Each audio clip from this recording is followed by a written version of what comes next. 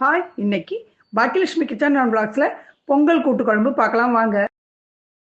பொங்கல் கூட்டு குழம்புக்கு தேவையான காய் பார்க்கலாம். அவரைக்காய், கேரட்டு, வள்ளிக்கிழங்கு, பீன்ஸு, பூசணிக்காய், மஞ்சள் பூசணிக்காய், முருங்கைக்காய், புடி கருணக்கிழங்கு, வாழைக்காய் தண்ணியில் போட்டு வச்சுருக்கேன், உருளைக்கிழங்கு, கத்திரிக்காய், சேனக்கிழங்கு, மாங்காய், தக்காளி, வெங்காயம்.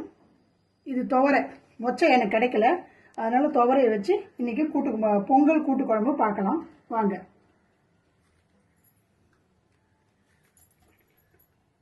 கேஸ் ஆன் பண்ணிக்கலாம். குக்கர் வச்சுக்கலாம். உருளைக்கிழங்கு போடுறேன், கருணக்கிழங்கு போடுறேன், இந்த புடி கருணக்கிழங்கும் போடுறேன், முருங்கைக்காய் போடுறேன், அவரைக்காவும் போடுறேன், கேரட்டு, வள்ளிக்கிழங்கு எல்லாத்தையும் இதில் சேர்த்துக்கிறேன்,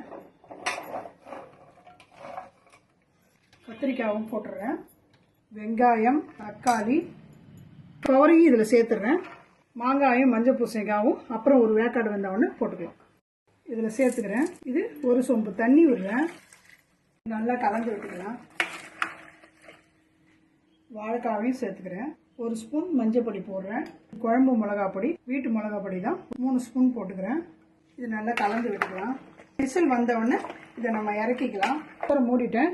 2 விசில் வந்தவுடனே காய் வெந்திருக்கும், அரை வேக்காடு வெந்திருக்கும். நம்ம மீத்த காயெல்லாம் போட்டு நம்ம வேக வச்சுக்கலாம்.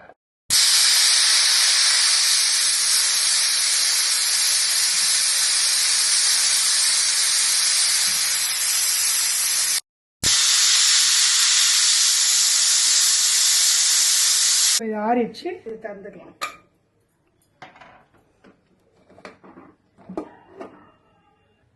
இப்போ மஞ்சள் பூசணிக்காய், மாங்காய் இதில் சேர்த்துக்கிறேன் பாருங்கள்.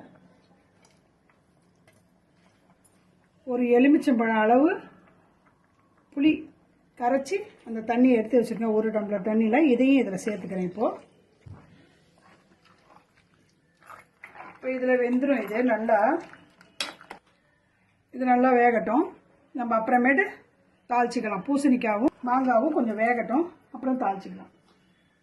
புளி தண்ணி நல்லா கொதிக்கட்டும். ஊற்றிருக்கோம், அந்த புளி வாசனை போகிற வரைக்கும் நல்லா கொதிக்கட்டும்.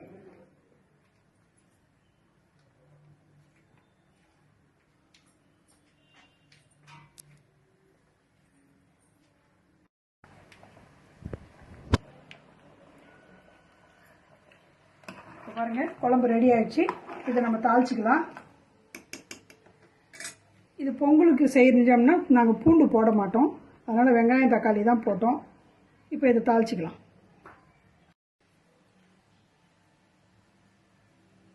இதில் ஒரு 4 ஸ்பூன் எண்ணெய் விட்டுருக்கேன். தாளிக்கிறதுக்கு 1 ஸ்பூன் கடுகு போடுறேன், 1 ஸ்பூன் உளுத்தம்பருப்பு போடுறேன், அரை ஸ்பூன் சீரகம் போடுறேன்,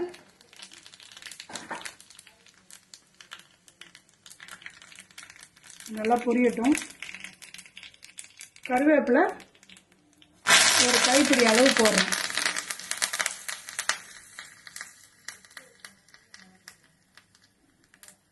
இப்போ கேஸ் ஆஃப் பண்ணிவிட்டு இந்த குழம்புல வச்சு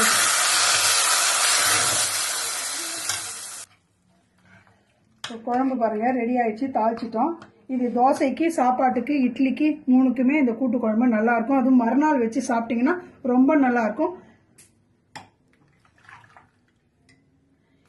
இது மாதிரி செஞ்சு சாப்பிட்டு பாருங்கள். லைக் பண்ணுங்கள், ஷேர் பண்ணுங்கள், கமெண்ட் பண்ணுங்கள், சப்ஸ்கிரைப் பண்ணுங்கள். பாய்.